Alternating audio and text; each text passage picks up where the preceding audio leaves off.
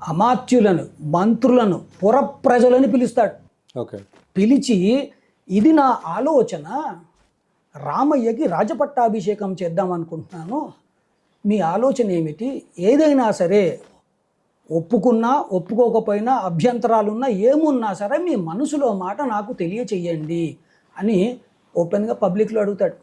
రాజ్యంలోకి అందరినీ పిలిచి వాళ్ళ మాటలు వాళ్ళని చదవమనండి. ప్రతిదీ నేనే ఆన్సర్ ఇస్తుంటే నాకు వచ్చిన ఏకైక ఇబ్బంది ఏంటంటే నేను ఇది చెప్పంగానే దాన్ని వదిలేసి ఇంకో దానికి వెళ్ళిపోతున్నారు. ఇది ఒప్పుకోవట్లా.